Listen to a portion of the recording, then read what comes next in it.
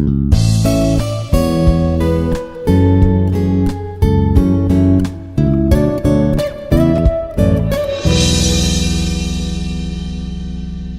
dear viewers. My name is Dr. John Mohmad Pandit, Assistant Professor at English Department, Institute of Aeronautical Engineering, Hyderabad.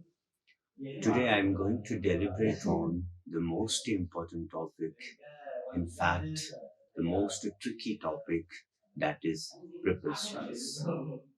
First of all, we will see the very literal meaning of this word, that is prepositions. The word preposition, it's a compound of two words, or you can say that it's made up of two words. Better to say, it's made up of prefix pre, which means before, and the main word position, which means the position of a noun or pronoun. Therefore, we can say that preposition is a word that comes before the position of a noun or pronoun.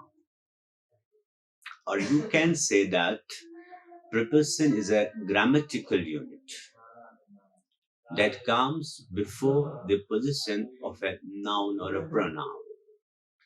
This is the literal meaning of this word.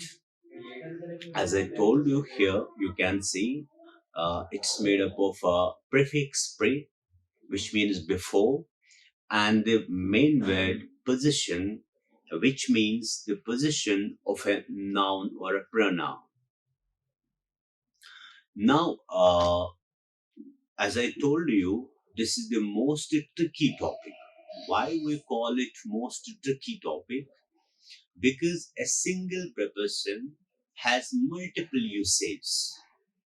We use a single preposition to interpret many things.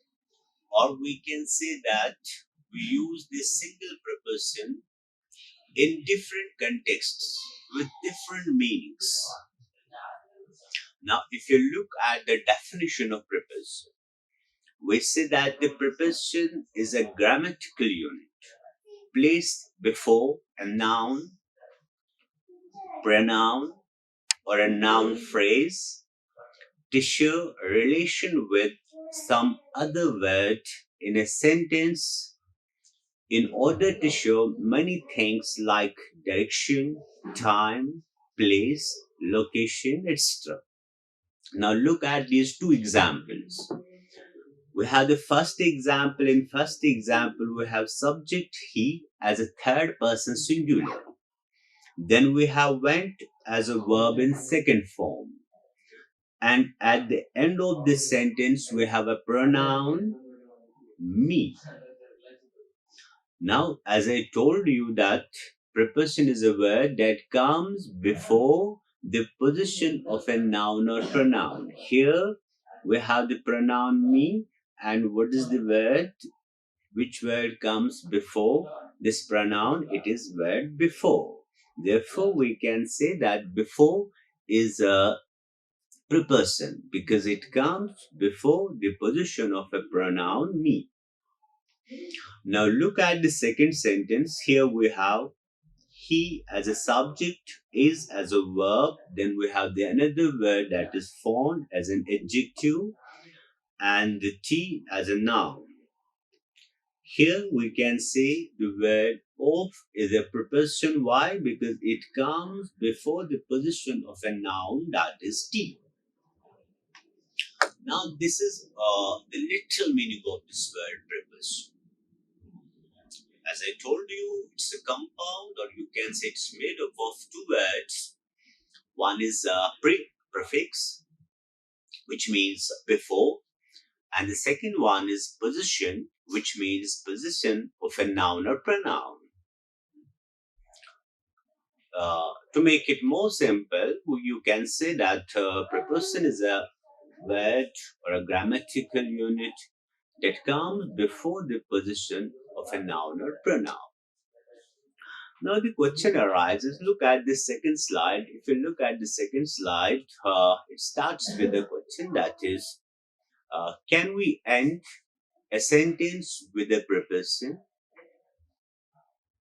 This is the most contested topic among great scholars or among grammarians, among different scholars of grammar.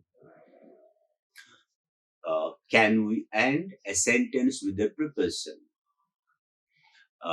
Like in this example, there is nothing in geography which he does not know of. If you look here, we have at the center or the middle of a sentence, we have the relative pronoun which, and it ends with a preposition of. But certain writers who speak against this, that is the writing of a preposition at the end of the sentence. For example, John, Dryden, and Poole, who were against this idea. For why they were against this idea? Because they want to align English language with the Latin, and in Latin we don't have such a sentence construction. That means we don't end a sentence with a preposition. That's why Dryden and Poole, they speak against this sentence structure or this type of sentence construction. They speak again that they say that we can't end a sentence with a preposition. Although this, if you look at this know of, this is phrasal verb. Yes, of course, this is phrasal verb. But we make phrasal verbs when we add conjunction or preposition to the main verb. But there are some scholars of grammar who consider that uh, there is nothing wrong in it. Yes, we can end a sentence with a preposition, like here. There's nothing in geography which he does not know of. And they give the theory that whenever a sentence uh, starts with interrogative pronoun, like in second sentence, what are you looking at? Preposition, it naturally comes at the end of a sentence. Or they say that whenever you will find a relative pronoun in the middle or in the center of a sentence, preposition naturally comes at the end of that sentence. Like in first sentence, there is nothing in geography which he does not know of. Here at the center, we have the relative pronoun which. Or we can write another example like this. This is the bus that I was looking for. Now, if you look at this sentence, here in this sentence, we have the relative pronoun at the center of the sentence. And where is the preposition? It comes at the end of the sentence. For example, for. We can quote many examples. For example, this is the boy that I was looking for.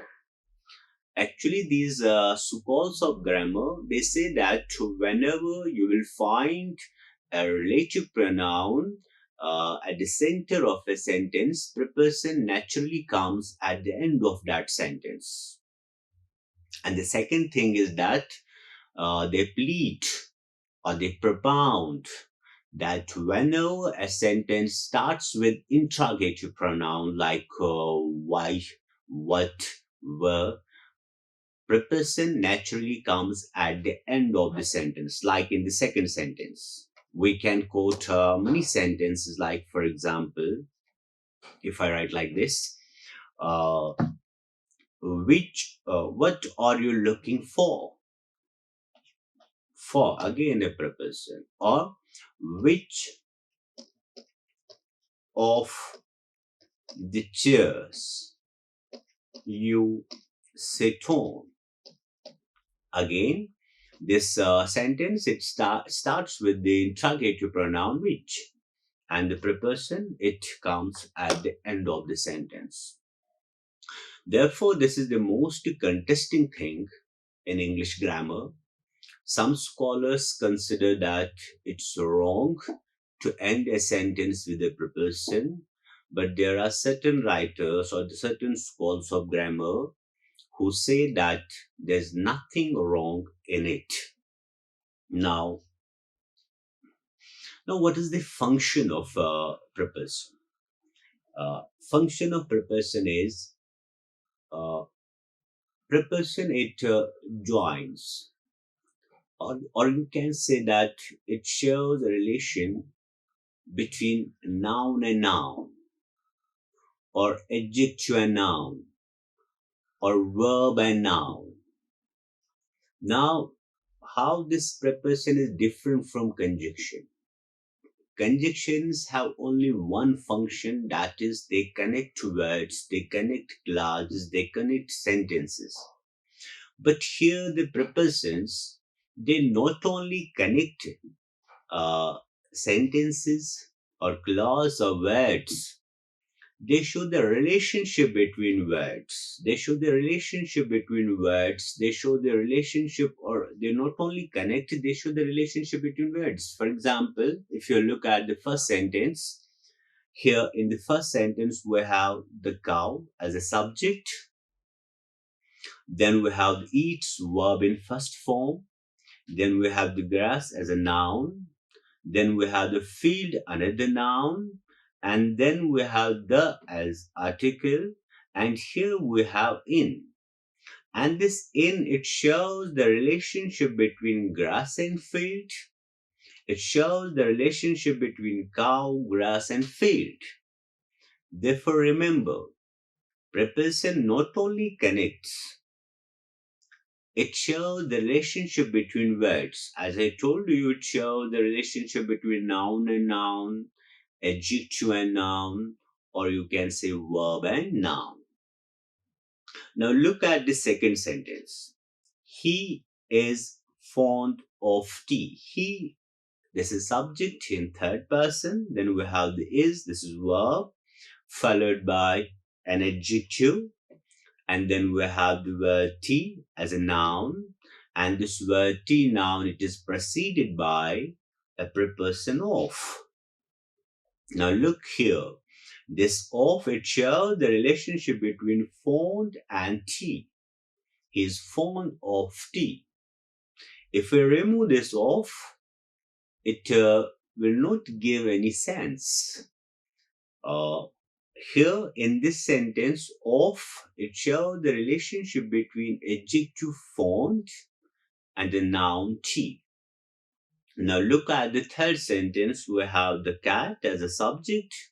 Then we have jumped as a verb in second form. Then we have chair as a noun, the as a definite article. And here we have of, another word, another preposition. Here this preposition of, it shows the relationship between jumped, verb jumped, and the noun chair. Therefore, remember, this preposition, it is different from conjunction. In a sense, conjunction only joins words, clauses, and this preposition, it not only joins, but it also shows relationship between words. As I told you, noun and noun, adjective and noun, and verb and noun. Before we proceed further, I would like to repeat the very definition of preposition.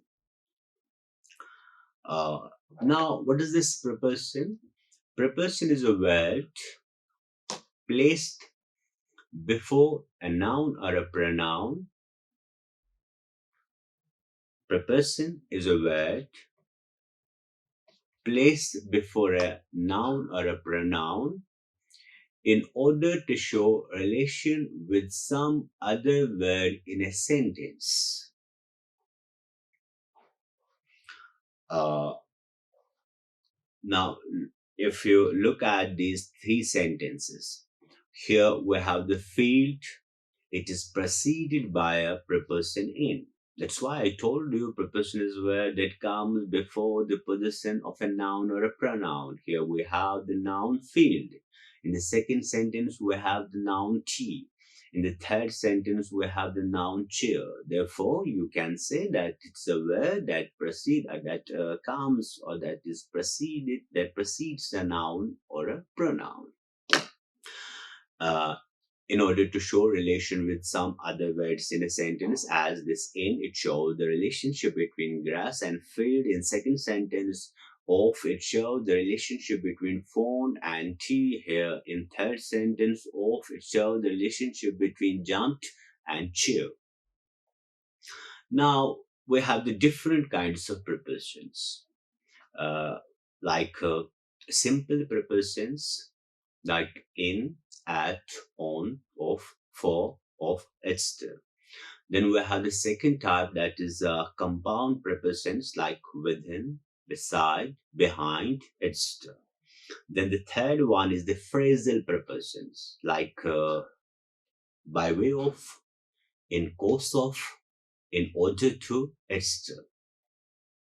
Now here we will see the usage of some prepositions. Remember, this is the most tricky topic in grammar. Why? Because a single preposition has multiple usages. We use a single preposition in multiple places with that too with different meaning and different context. Now look at this first preposition, that is in and at.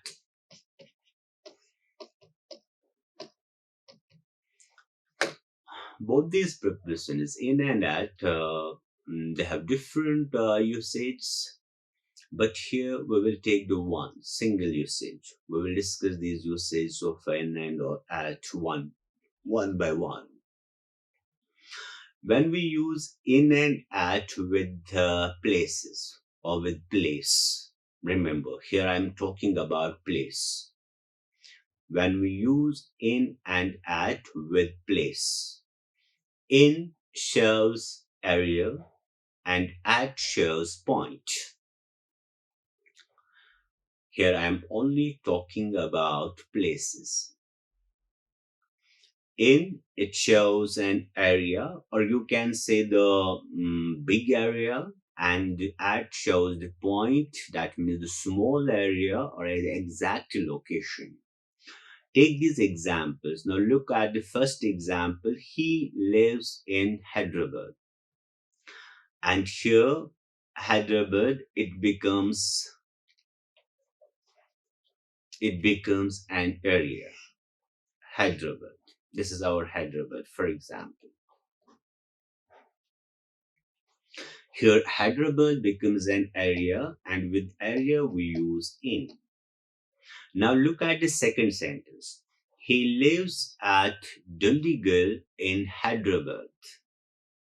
Now you know this Hyderabad, it is comprised of different, for example, small villages, different small towns.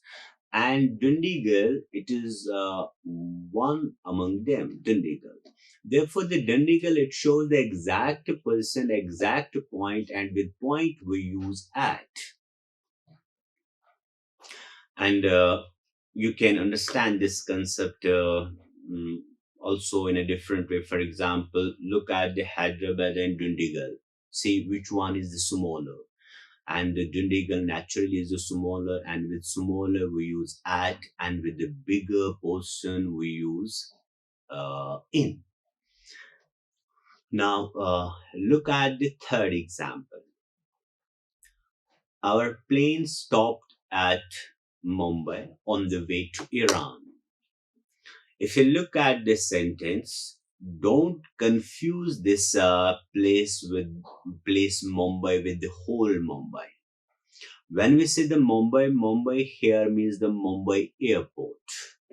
And airport becomes a point, and with point we use at. If I say like this, for example, if I say he lives in Mumbai. Yes, of course, here the Mumbai is a place, and we can use he lives in Mumbai. And the second sentence, he lives at Andheri in Mumbai. Of course, this Andheri, it is a smaller area as compared to Mumbai. Therefore, we can use at with Andheri and in with Mumbai. But look at these two sentences, how this Mumbai is different from this third sentence. That is, our plane stopped at Mumbai on the way to Iran.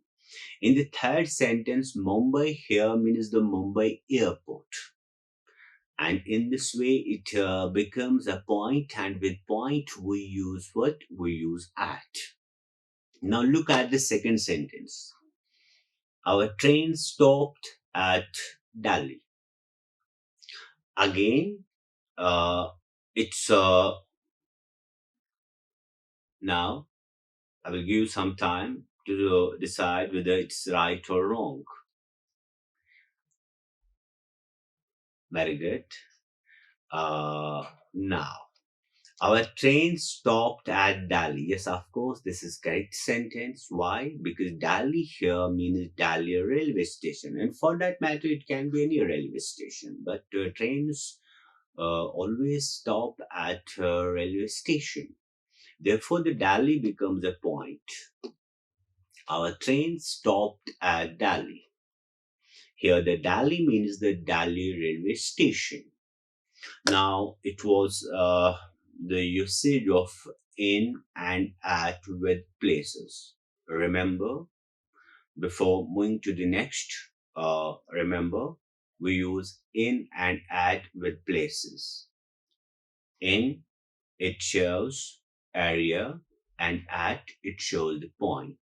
Or you can say in shows the larger area, bigger area, and at shows the smaller area, or smaller portion. Now look at the second slide. On, in, and at. Uh, on, we use on to show days of a week or months. We use on to show days of a week like Sunday, Monday, Tuesday, etc. And we also use on with months. But here you need to remember one thing. We use on with months, but a date must be mentioned.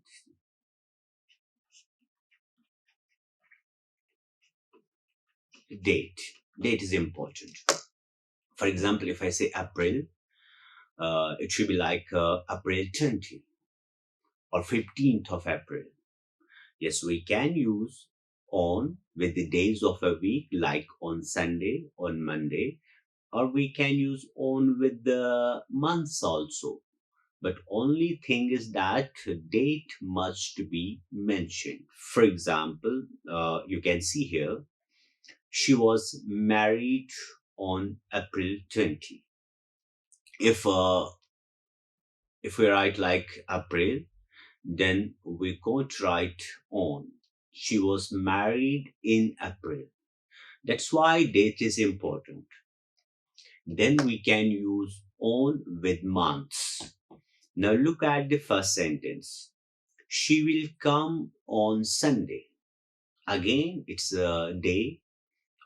We use on with the days of a week. Or look at the third example. We will go to Kashmir in summer. Now look at the summer. Summer actually is period of time. It's not the exact time. It's the period of time. Summer, it comprises, for example, it comprises the month of June, July, August. Okay, therefore it is a period of time, and with period of time we use in. As I told you here, we use in to show period of time. That's why summer here is period of time. It's not the point of time. It's not the exact time because summer it's comprised of many months like June, July, August, etc. Now look at the next example. I take tea in the morning. Now again, morning is period of time. Period of time. For example, uh, 8 o'clock it's morning, half past eight it's morning, 9 o'clock it's morning, quarter to nine it's morning, quarter past nine it's morning, 11 o'clock it's morning. Therefore, it's period of time. It's not exact time like 7 o'clock or 5 o'clock. Okay, it's not exact. It's a period of time, and with period of time we use in. That's why we say I take tea in the morning. Morning is period of time. Now, if I write like this, I take tea at 7 o'clock. Now look at this 7 o'clock. 7 o'clock means the exact time. With exact time, with point, we can use at. But with period of time, we use in. Now look at the next example. It will get worse at night. Now, this is a very important sentence. Night, it's again a period of time. But instead of in, here we use at. Why? It's a exception. Why we use at with night? Because night is something which gives the impression of that something comes to halt every moment. Every moment, every hustle and bustle come to halt. That's why in this way night becomes a point.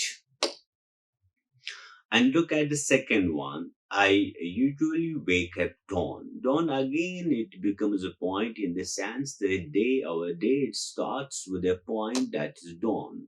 That's why we use at with dawn. Now, remember here we use on with the days of a week, like on Sunday, on Monday, or we use on with the months, but date must be mentioned. For example, uh, on 16th of November, for that matter, anything. And the second one, we use in to show period of time in all tenses except perfect tenses. In perfect tenses, we use another preposition like since and for. We will take it later on. But here we use in to show period of time, like here in sentence third, summer, morning. Okay. Now the at, it shows point of time. It shows the point of time. That means the exact time, as I told you. For example, I wake up at 5 o'clock. I wake up at 5 o'clock, and 5 o'clock it is the exact time. It's the exact time, therefore we can use at. At is used to show point of time. And here uh, we have 5 o'clock. If you look at this 5 o'clock, it's the informal way of saying 5 of the clock. 5 of the clock. Again, this O means off, that is preposition. And this 5 o'clock, it's informal way of saying 5 of the clock, and 5 of the clock is the formal way of saying 5 o'clock. Again, this O, it stands for off. It means off. Again, a preposition. Okay, 5 of the clock. Now, moving to the next one, on. We use on with an idea of surface.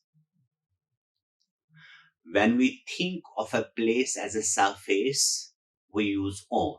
Remember, when we use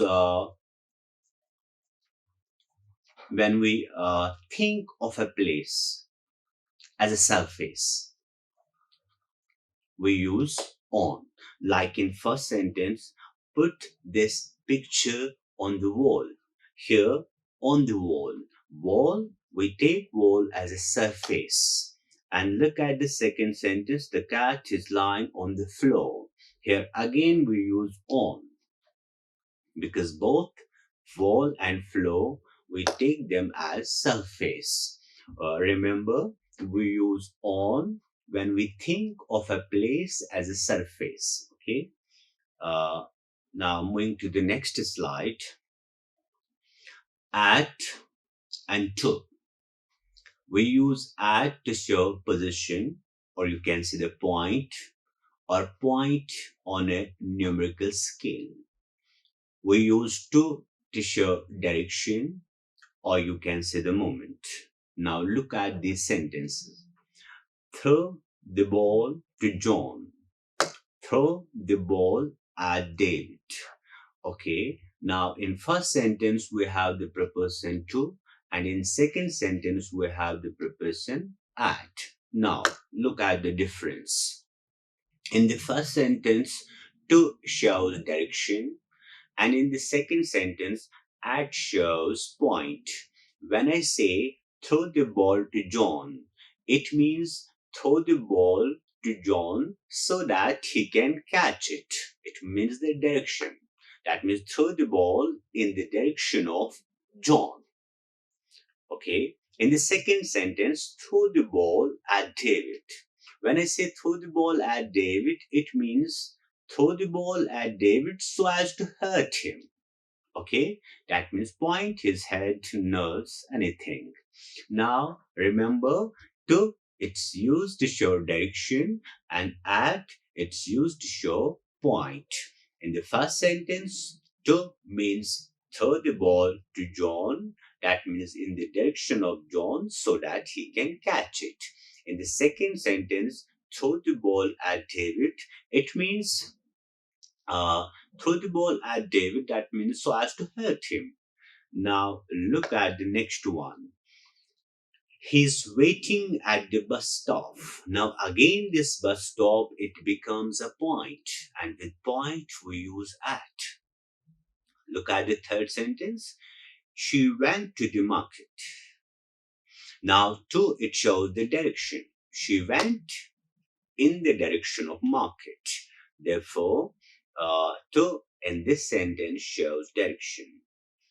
Water boils at 100 degrees Celsius. Again here, at, it shows a point on any numerical scale. We have the numerical scale beginning with numbers like 10, 20, and 30, and so on. And we use at to show point on any numerical scale. Now, the next one.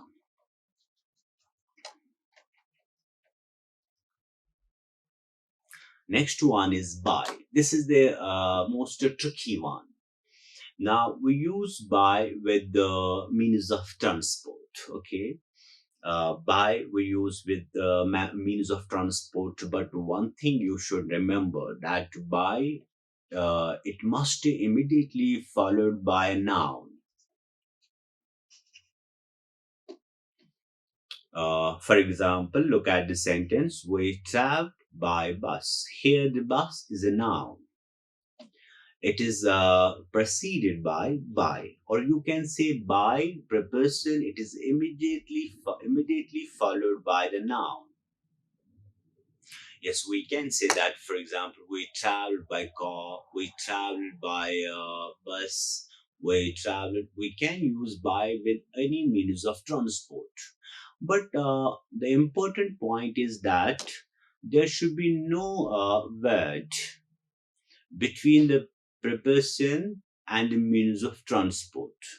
Or you can say that if means of transport is preceded by any article like a, and, the, or any word that makes it particular, then don't use by. Remember, for example, if it is like this,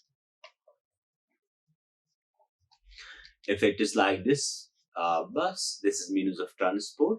If it is 7:30 bus, this bus means of transport, that means bus noun, it's preceded by 7:30. And the word 7:30, it makes it particular. And here we can't use by, like we traveled by this 7:30 bus, no. Or for example, if there's a word like a and the, that means the articles. There we can't use by. Or if it is preceded by like another word that makes it more specific, for example, Mr. Uh, John's, Mr. John's bus. And here our means of transport bus, it becomes particular with the introduction of this word, that is Mr. John's. Now, if means of transports, if like bus, car, plane, ship, uh, bike, bicycle, anything, if these means of transports are preceded by any article or somewhere that makes it particular, there we use in and on. Remember, there we use in and on instead of by. That's why I put a note here. When means of transport is particular, we use in and on instead of by. Now look at these examples. John went there on my bike. Yes, bike, this is means of transport. Bike is a noun, it's means of transport, but it is preceded by a pronoun, that is mine. That makes it particular. That makes it particular. That's why here we can't write by, like John went there by my bike. No, John went there on my bike. Now look at the second sentence. We traveled in Mr. Wilson's car. Now car, it's a means of transport and it's preceded by Mr. Wilson's. Therefore, this car, it becomes a particular car, that is Mr. Wilson's car. Here we can't write by. Instead of by, we have to write in or in or on. Like in Mr. Wilson's car. Now look at the third sentence. Here again we have bus as a means of transport, but it is preceded by 7:30, which makes it particular. Therefore, we can't use by. Instead of by, we have to use in or on. Like I will go on 7:30 bus. Now we will take the next one, that is off. It's the off. It's the most important one. Now we use of to show, for example, part of something, origin, original substance, creation by somebody, or possessor. Look at the first example. The handle of the suitcase came off, or give me a piece of paper. Now here we have this suitcase and this handle, it is a part. It's part of what? It's part of the suitcase. Here with this part, we can use of. Like as I told you, part of something. We use of with part of something. Here, what is this something? Something is here suitcase, and what is the part? Part is here handle. Therefore, here the handle of the suitcase. That means this handle, it's a part of suitcase. Or the next example, give me a piece of paper.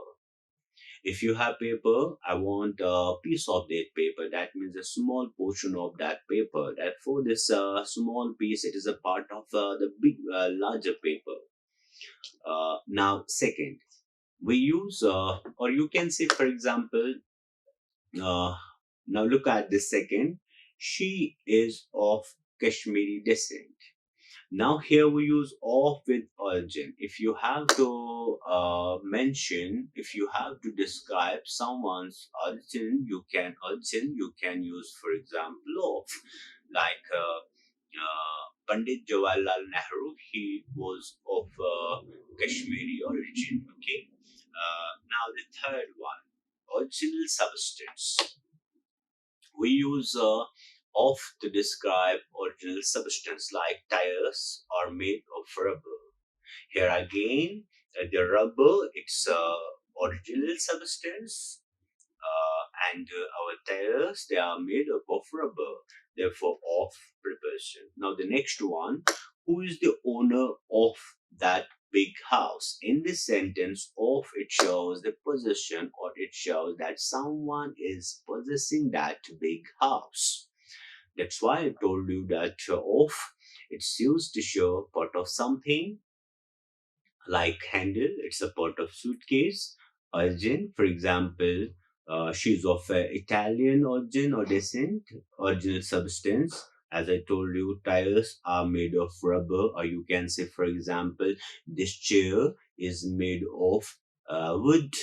uh, Likewise, creation by somebody, like for example, yes, the paintings of Van Gogh are marvels. Here I'm talking about the paintings, and these paintings, these are created by whom? Van Gogh. Therefore, we can use on. That means creation by somebody or created by somebody. If you are talking about something which is created by a person, there we can use of, like in this sentence, the paintings of Van Gogh or marvels. Now the next one is with and by. We use uh, with instrument like tool, and by with an agent or the person. That means the performer of an act. Like in first sentence, he was killed by a lunatic with a knife. If you look at this sentence, we have two things. One is the agent, and here the agent is lunatic. That means a mad person. And then we have the next thing, that is a tool or instrument. What is this instrument? Instrument is a knife. And with the agent or a person, we use by, and with the instrument, we use with. Like in first sentence, he was killed by a lunatic with a knife. Now look at the second sentence. He killed two birds with one shot. Here we have the door of an action at the beginning, that is subject he, and the tool or the instrument is shot. That means a bullet or a fire. And with the instrument we use with. That's why he killed two birds with one shot. Now the next one.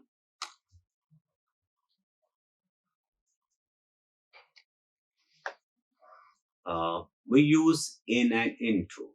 In, we use in with things or person at rest, and into with things or persons in motion, like in two sentences. And here you need to look the verb, whether the verb shows some sort of rest or emotion. Like in first sentence, he is in the hospital. If you look here, we have the preposition in, it's preceded by the verb is, but is doesn't show, for example, an emotion, or for that matter, any moment. It shows only the state, he is in the hospital. Therefore, that's why I told you that we use in with the things or the person at rest, and into with things or the persons in motion. Now look at the second sentence and see the verb. He walked into the hospital. He walked into the hospital. Now here the walked verb, it shows the action, it shows the moment, it shows the motion. That's why we use into instead of in. He walked into the hospital. Now look at the next one, on and upon. In a similar fashion, we use on and upon. On, with things or persons at rest, and upon with things or persons in motion, like the book was on the table. Here, look at the verb. We had the verb was. It doesn't show any action, it only shows the state.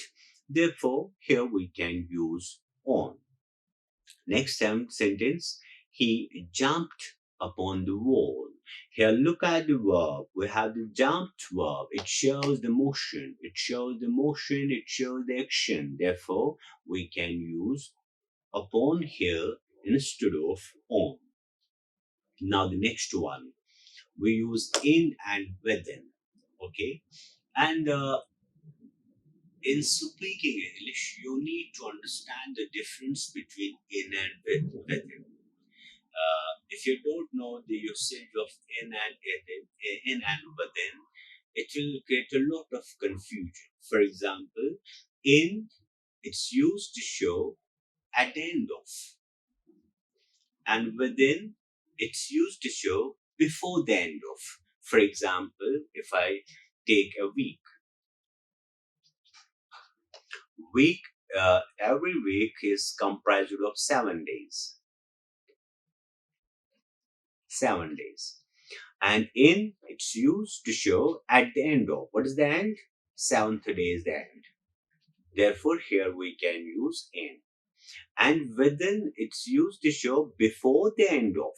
That means before the seventh day. That means it can be on 6th, 5th, 4th, and 3rd. Therefore, here we can use within. Yes, remember, we use in to show at the end of. It can be at the end of a month, at the end of a year, okay? And the second one is within. Within means before the end of, not at the end. For example, I shall complete the work within or in 5 hours. When we say in 5 hours, that means at the last hour. And when we say within the 5 hours, that means before the last hour. Now, the next one, we use by with the measuring units on the point. Yes, by. For example, he purchased iron by the ton. Now see the ton, it's a measuring unit. It's a measuring unit, okay? And with measuring unit, we can use by.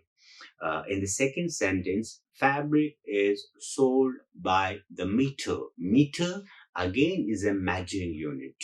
For example, third one, eggs are sold by dozen.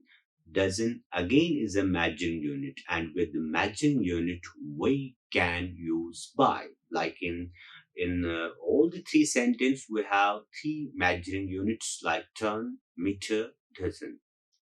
Now the next one, by. By is also used to show point. For example, I pass by the old church every day on my way to office. If you look at this sentence here, the old church, it becomes a point, or you can say a reference point.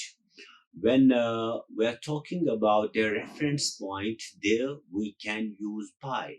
I pass by the old church. Old church, it becomes a point, and with point we can use by. Now the next one is a since and for. We use since to show point of time, uh, and for to show period of time. But when I say point of time, it means the exact time, it means the exact month, it means the exact year. Okay, it means, in short, since it shows something which is exact, okay, which is point. And for, it means period of time. Period of time means it's not exact. It can't be an exact day, exact month, exact year. Now look at these two examples. They have been playing chess since 7 o'clock. 7 o'clock, it is the exact time. That's why we use since. Now look at the second sentence. They have been building the bridge for several years. Here the several years, it's not the exact, that's why we use for. Then the next one, beside and besides. Beside, we use beside to show by the side of. By the side of. And we use besides to show or to say in addition to this. In addition to this. Remember, we use beside to suggest or to say by the side of. And we use besides to show or to suggest in addition to this. Now look at these two examples. We built a house beside the lake. Now look, beside the lake, that means the by the side of lake. And the second sentence, we speak English besides French. That means beside here means in addition to this. That means we speak English. In addition to this, we speak French. Therefore, remember, beside, we use beside to show by the side of, and besides to show in addition to this. Now, look at the next one. Between and among. We use between with two persons or two things. To make it more explicit, when we talk about two persons or two things, there we can use between. And when we talk about more than two persons, there we can use among. That's why between two persons or things, among more than two persons or things. Look at the examples. There was an argument between two girls. Here the participants are two. Therefore, we can use between. Now look at the second sentence. They have friendship among themselves. Now themselves, or you can say like this. There was an argument among three girls. Now in this sentence, we have more than two participants, that is three girls. Therefore, we can use here we can use among. Now, if it is not clear whether the participants are two or more than two, like in the second sentence, they have friendship among themselves. Themselves, it can be two, it can be more than two. If it is not clear whether it's two or more than two, there you can use among instead of between. The next one, the most confused one, that is above and over. Above and over. Now, above and over, they are similar in many ways. At the same time, they are also different in many ways. Now, look at this, the first one. First of all, we will see the similarities between the two. Above and over, we use above and over to mean higher than. Yes, we use above and over to mean higher than. Higher than. Like in the first sentence, the water came up. You can use above or over our waist. Now here the above and over, it gives the sense of higher than. That means higher than our waist. The water came up above our waist. We use above and over to show higher than.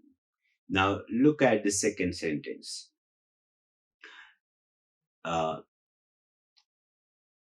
Here, look the difference. You need to understand this difference.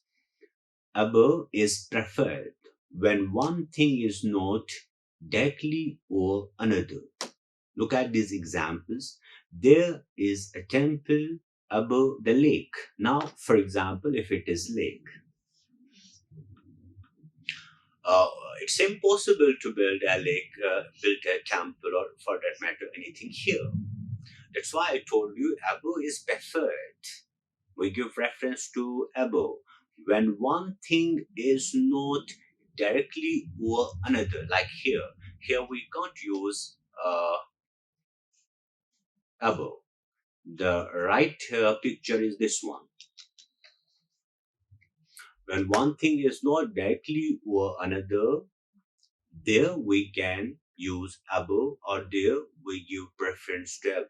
Like in the sentence, there is a temple above the lake. Look at the second sentence. I live in the house above the village. Now the next one. My city is 200 meters above the sea level. Now again here look at the sea level. It's 200 meters above. That means it's something which is not directly over the another. For example, temple, it's not directly over the lake. It's above the lake. Okay. When one thing is not directly over another, we give preference to above. Now the second one. Over. Over is preferred when one thing covers or touches another. Yes, you need to understand this. When one thing touches or covers another thing, we give preference to over, like in the sentence. He puts on a sweater over his shirt. Now this sweater, it touches the shirt. That's why we write over, not above. He puts on a sweater over his shirt. Now look at the second sentence. Put the hand over your mouth when you cough. Like this. Now here our hand, it touches our mouth. Therefore, we write over instead of above. Put the hand over your mouth when you cough. Again, remember this. Over is preferred when one thing covers or touches another. Now the next one.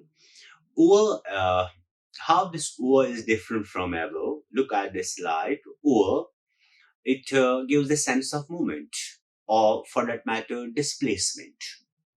It gives the sense of movement or displacement. Look at the first example.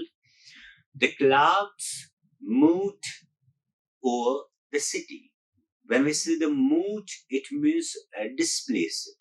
It means comes and then pass away. Now the second sentence. The clouds lingered above the city. Now this lingered means stays. They did not come and pass.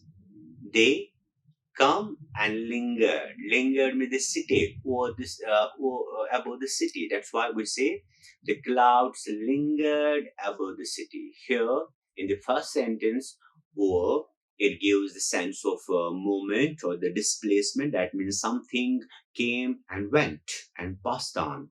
Now the second sentence, the clouds lingered above the city. That means something which stayed above the city. Or in the second example, the helicopter flew over the mountain. When we say the helicopter flew over the mountain, it means helicopter, it came and then passed on, and then moved. It shows or it gives the sense of displacement. Now look at the second sentence. The helicopter was hovering above the building. When we say the hovering, it gives the sense of stay. That means it stayed over the building. Therefore, the helicopter was hovering above this building. Now, the next one. Over, we use over with the number and time to suggest more than. This is important. We use over with the number and time to suggest what? More than something. For example, I got over 50 likes on my YouTube. Here it's over means more than 50.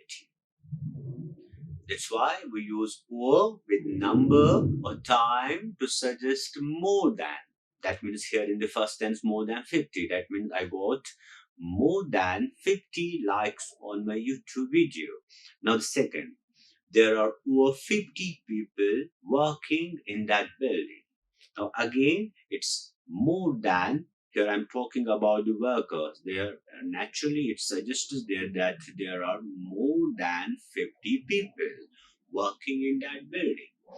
Now the next one, he had been waiting for over an hour. Again, it's more than an hour. But one thing you need to remember, we use above with temperature in relation to 0. Yes, of course, we use above also with numbers. But the difference is that we use above in a relation to 0. In relation to 0. It means that, yes, of course, we use over with number or time to suggest more than. We also use above with number, like a number in temperature, but in a relation to 0. That's very important to remember. In relation to 0, like in the first sentence, it was 6 degrees above 0. Now here we use above, but 6 degrees, we use number 6 degrees, but in relation to 0. Here, in relation to 0, you need to remember this. We use above also with numbers, but in relation to something or relation to 0. It was 10 degrees above the average. Again, the 10 degrees, I use 10 degrees, but in relation with what? The average. Note, uh, with all temperatures, we use both above and over. Yes, we use both above and over with all temperatures, like the temperature is above over 30 degrees. Here you can write above and over. The next one, we use above to suggest better than. For example, in first sentence, his work is above average. Or the second sentence, he thought he was above the law. Or he performed above my expectations. Now, this is better than. When we say, take the second sentence, he thought he was above the law. That means he was better than law.